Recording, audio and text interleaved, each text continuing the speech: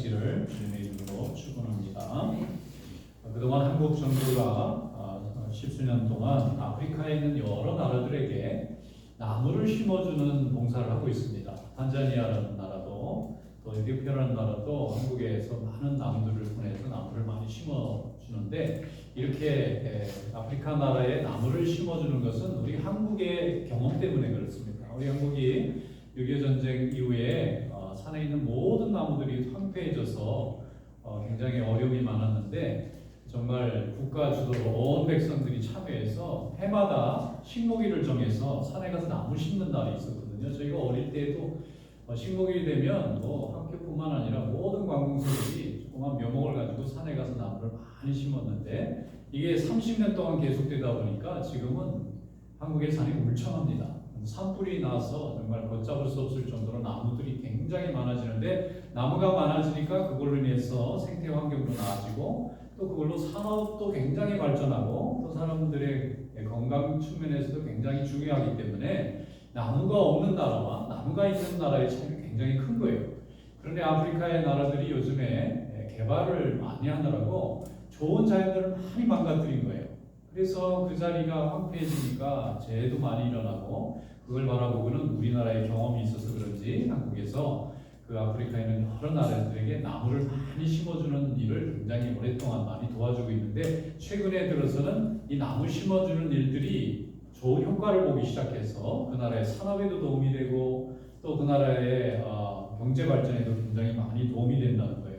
그런데 우리나라는 나무를 많이 무료로 도와주면서 나무를 많이 심으라고 하는 것은 그 어려운 나라들에 대한 긍휼한 마음이 있기 때문에 그렇습니다. 우리나라가 남의 나라 밑에서 고생도 많이 하고 고통을 받아봤기 때문에 자유롭게 나라가 발전하는 것에 대해서 남의 나라들은 그렇게 되면 좋겠다 하는 순수한 돕고자 하는 마음이 있어요. 그런데 중국은 요즘 아프리카에 굉장히 많이 그 회사들이 진출되어 있는데, 이 중국은 투자를 하러 가는 거예요. 돈을 빌려주는 거예요.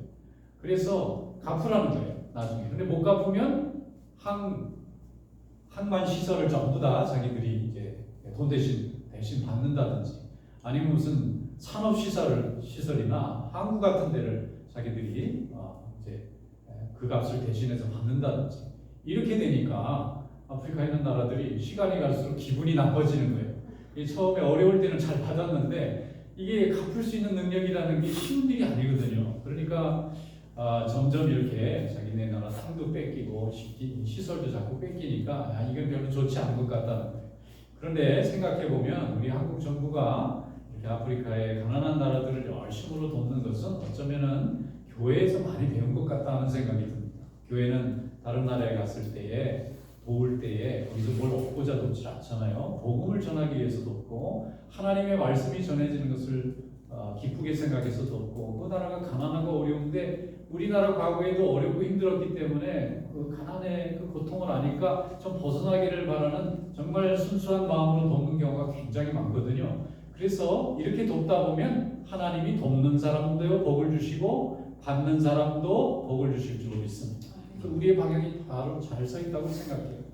모든 것이 다 하나님이 주신 거고 하나님이 회복시켜 주셔야만 얻을 수 있다는 것을 우리는 체험하고 경험했기 때문에 그들도 같이 하나님의 은혜를 경험하기를 간절히 바라고 있는 것입니다.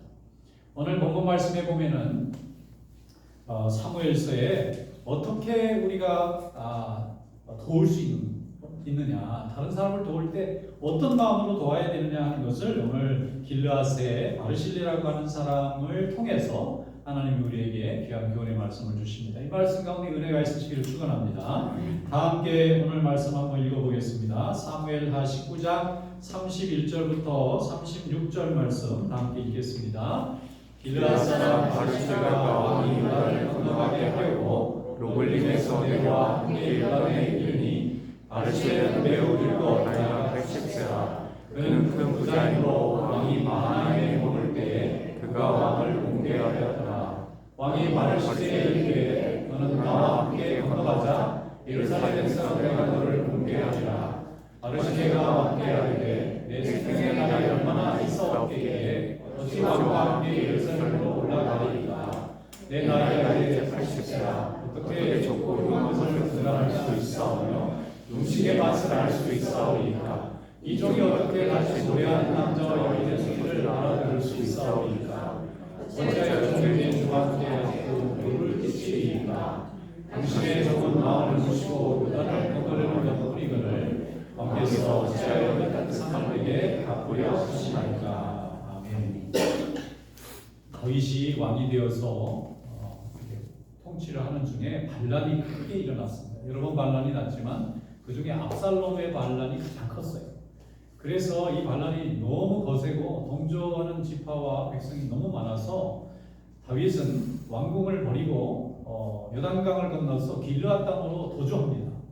그 왕을 따라서 여러 관리들도 따라가고 왕의 군대도 따라가게 되는데 약 4,000명 정도 되는 사람들이 이제 다윗을 따라서 요단강을 넘어가는데 성공합니다. 잘 도망갔어요. 근데 이 도망가다 보니까 이 다윗 주변에 다윗과 함께 운명을 같이 하겠다고 하는 대부분의 백성들 한 90%는 이미 다 이제 압살롬 편이 됐어요. 수도도 이미 반란군이 점령했고 다윗은 이제 이걸 회복하지 못하면 이제 진압 땅에서 이제 죽을 수밖에 없고 그 주변에 남은 사람들 수도 4,000명밖에 없는 작은 수였습니다. 하지만 이 4,000명이 왕 주변에서 이제 몇 주 이렇게 마하나임이라는 지역에서 머물면서 있는데 이 사람들이 먹어야 될 거 아니겠어요?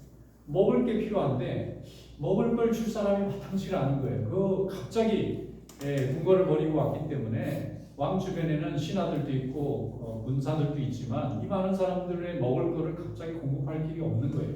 그런데 그 중에 바르실레라고 하는 80대 노인이 큰 부자였는데 왕이 자기 지역으로 피신해 왔다는 소식을 듣고 자기 재산을 전부 동원해서 4,000명의 먹을 것을 준비해가지고 매일 그 사람들을 먹이는 거예요.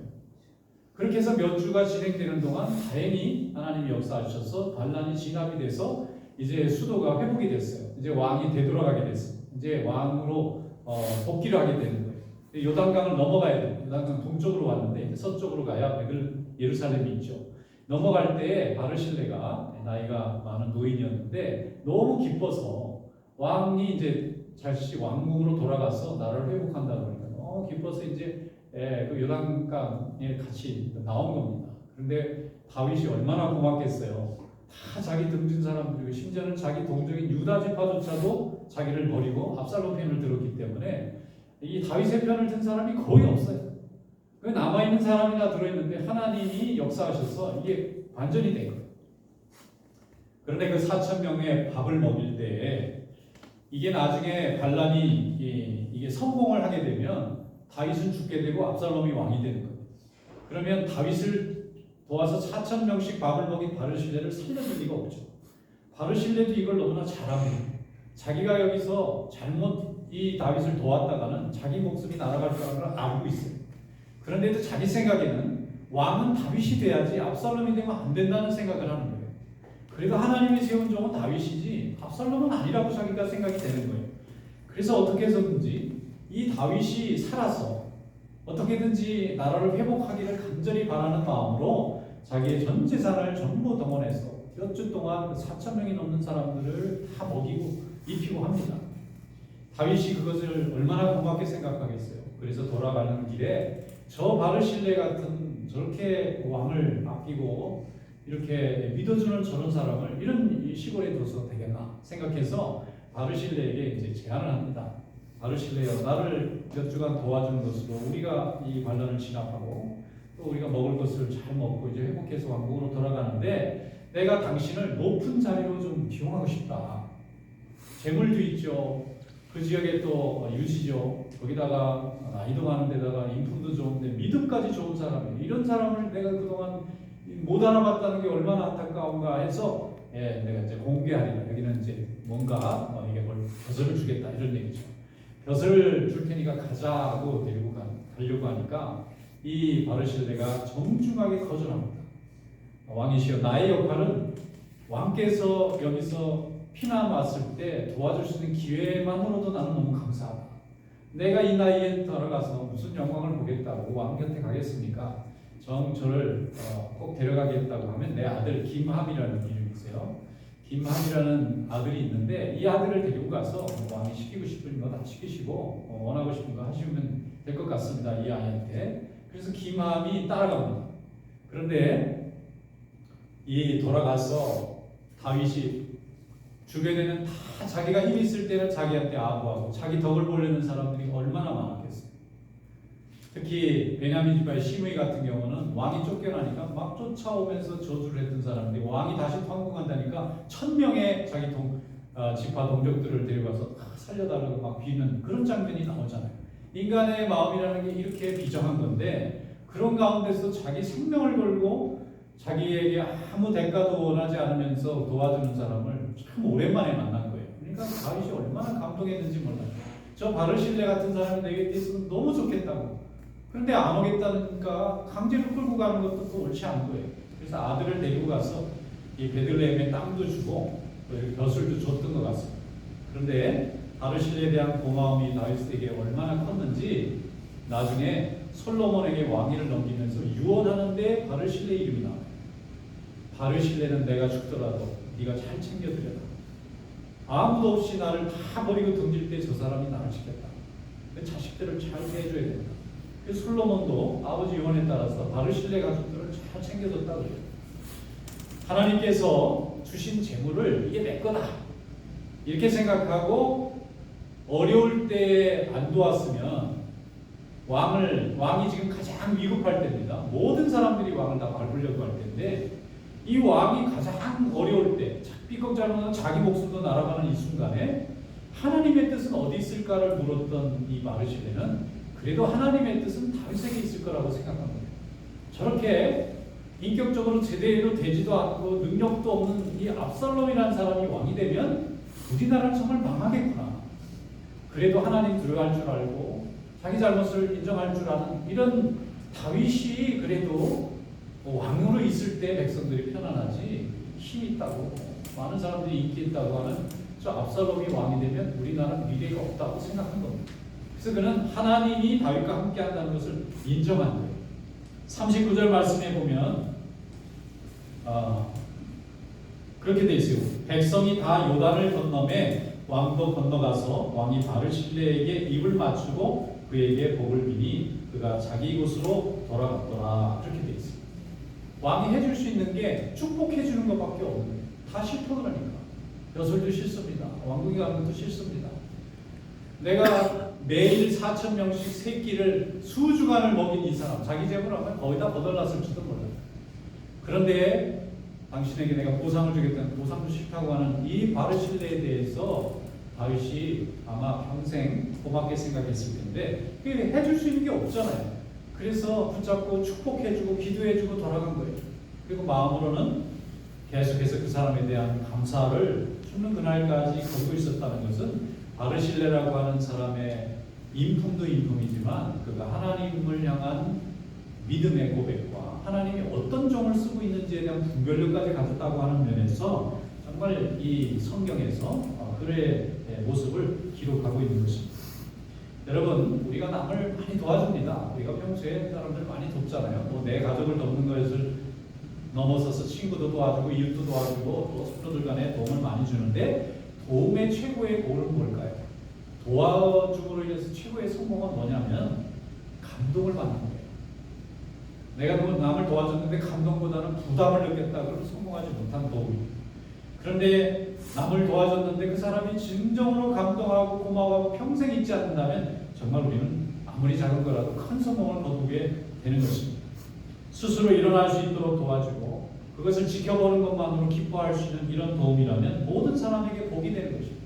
하나님은 이런 도움과 또 이런 사랑을 우리에게 원하시는 거예요. 그래서 바르실레라고 하는 사람의 기록을 사무엘서에서 자세하게 기록하고 있는 것입니다. 무엇이든지 하나님 앞에 우리가 믿음으로 항상 감사한 마음을 가지면 돕는 데에도 항상 감사한 마음으로 도울 수가 있는 것입니다. 바르실레는 다윗을 물질로 도운 게 아니에요. 물질은 이미 그에게 충분히 있습니다. 그리고 얼마든지 더 많은 것을 만들어낼 수 있는 능력도 있어요. 그는 마음으로 도와준 것이고 하나님의 뜻이 이루어지기를 바라는 마음으로 그를 도와준 것입니다. 그래서 다윗이 다시 왕으로 돌아갈 때 가장 기뻐했던 사람이 바르실레예요. 야, 드디어 하나님의 뜻대로 압살롬이라고 하는 악한 자가 왕이 되지 아니하고 하나님을 두려워하고 회개할 줄 아는 저 다윗이 왕이 되었다면 이제 우리나라는 살았다. 저런 사람이 왕이 되어야 된다 하고 다윗을 다 믿어줬어요. 하지만 압살롬을 밀었던 유다 지파, 사실은 유다 지파는 이 다윗의 자기 고향 지파입니다.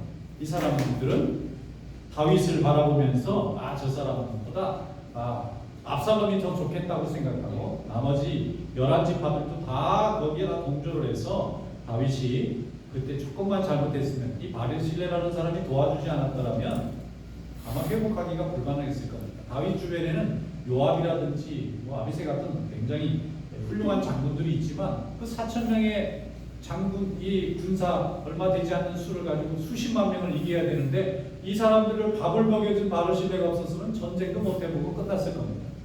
그만큼 하나님께서는 그 위기에 가장 위급한 순간, 그래서 바르실레는 이스라엘의 희망의 별이 꺼지지 않게 하고 싶다고 하는 마음으로 그를 도와준 거예요.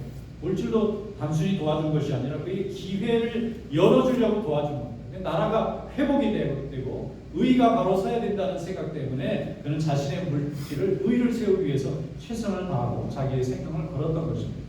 여러분, 하나님 앞에 우리가 날마다 기도하면서 주님의 일을 감당해 나가는 그런 믿음이 될 수 있기를 축원합니다. 하나님은 우리와 함께 하시고 우리가 감사하면 남을 얼마든지 돕고 남을 다시 회복할 수 있는 일에 하나님이 우리를 사용하시는 줄로 믿습니다. 바르실레가 사람들의 정욕을 바라보고 하나님의 뜻을 바라보고 분별할 수 있었던 것처럼 우리가 날마다 기도하면 하나님께서 그런 분별력과 은혜와 감동을 우리에게 허락해 주실 줄로 믿습니다. 구약에는 다윗에게 바르실레라고 하는 정말 믿음으로 그를 끝까지 믿어주고 따라줬던 사람이 있었다면 신약에는 사도 바울에게 아굴라와 브리스길라라고 하는 정말 신실한 동역자들이 있었어요. 사도행전 18장에 보면 바울이 아굴라와 브리스길라 부부를 고린도라는 도시에서 처음 만납니다. 그전에는 알았던 사람들이 아니에요. 처음 만났는데 복음 안에서 하나 됐어요. 믿음으로 하나 됐어요. 함께 하나님의 나라를 세우는 것에 헌신하기로 결단하고 그때부터 정말 생명을 다해서 서로 도와주는 그런 동역자들이 되었어요. 사도 바울이 죽는 그 순간까지 이 아굴라와 브리스길라는 계속해서 변함없이 사도 바울의 선교 사역을 돕고 함께 교회를 세우는 일, 또 성도를 돕는 일에 헌신했습니다. 멈춘 적이 없어요. 그들의 마음이 변한 적도 없고 그들의 관계가 달라진 적도 없습니다. 얼마나 바울이 아굴라와 브리스길라를 신임하고 기뻐했는지 모든 교회에 아굴라와 브리스길라를 늘 소개했어요. 너무나 훌륭한 종이라는 거예요. 한 번도 사람들의 말을 듣고 자기 생각을 바꾼 적이 없다는 거예요. 그 부부에 대해서 교회에 소개했는데 로마 교회에 보낸 편지에도 이렇게 나와 있어요. 로마서 16장 3절 4절에 보면 너희는 그리스도 예수 안에서 너희 동역자들인 브리스가와 아굴라에게 문안하라. 그들은 내 목숨을 위하여 자기들의 목까지도 내놓았나니 나뿐 아니라 이방인의 모든 교회도 그들에게 감사하느니라. 사도 바울을 도와줄 때 열심을 다해서 목숨을 걸고 도와준 것만큼 교회들을 위해서 성도들을 위해서도 이렇게 도와주는 일을 멈추지 않았어요. 아굴라와 브리스길라는 사람들을 도와준 게 아니에요. 사람들의 필요를 도우려고 도운 게 아닙니다. 그들이 믿는 하나님의 복음을 위해서, 교회와 복음이 증거되기 위해서, 하나님의 일을 위해서 수고하는 자들이 지치게 하지 않기 위해서 그는 자신들이 가지고 있는 모든 것을, 심지어는 물질보다 더 귀한 생명까지도 내걸고 그들을 도왔던 것입니다. 그래서 사도 바울이 그들에게 감사한다는 거예요. 사도 바울 죽는 그날까지 두 부부에 대한 고마움과 감사를 잊지 않았습니다. 물질을 가지고 있는 사람을 우리는 많이 가지고 있으면 부자라고 해요. 부자가 누가 진정한 부자냐면 물질을 많이 가지고 있어서 부자가 아니라 좋은 일에 잘 쓸 줄 아는 사람이 부자고요. 이게 참 부라는 게 뭡니까? 나만 덕을 보는 것이 아니라 내가 가지고 있는 부를 위해서 다른 사람도 유익을 얻을 때 이것이 정말로 진정한 부를 가진 거죠. 전도와 선교와 하나님의 복음을 위해서 자기가 가지고 있는 재물과 모든 수고를 열심히 내놓았던 일로 인해서 아굴라와 브리스길라는 하나님뿐만 아니라 모든 성도들에게도 사랑받는 귀한 일꾼이 되었어요. 특별히 사도 바울이 복음을 전하고 또 교회를 세우는데 얼마나 핍박과 어려운 일이 많습니까? 그때마다 필요하다고만 하면 아굴라와 브리스길라는 자신들이 가지고 있는 사업을 가지고 하나님의 교회를 돕고 선교를 돕는 일에 아주 헌신하는 그런 삶을 살았습니다. 그래서 이 사도 바울은 복음을 전하고 또 아굴라와 브리스길라는 교회가 세워지는 그 교회를 세우는 일에 열심으로 협력하니까 초대교회 많은 교회들이 이 아굴라와 브리스길라를 통해서 이렇게 함께 협력해서 하나님의 일을 하지 않은 사람이 없을 정도로 굉장히 많은 헌신을 했다고 성경 기록하고 있습니다. 고린도후서 9장 7절로 8절에 이렇게 말씀합니다. 하나님은 즐겨내는 일을 사랑하시느니라. 하나님이 능히 모든 은혜를 너희에게 넘치게 하시나니 이는 너희로 모든 일에 항상 모든 것이 넉넉하여 모든 착한 일을 넘치게 하게 하려 하심이라 그랬습니다. 하나님이 우리에게 마음을 열어주시는 것은 그 일로 인해서 주의 일이 이루어지도록, 막힌 것이 열려지도록, 어두운 데 밝아지도록 하나님이 우리를 통해서 선하시고 착하신 일을 행하시려고 우리를 역사하시는 거예요. 이 일을 통해서 얼마나 많은 일이 이루어지는지 모릅니다.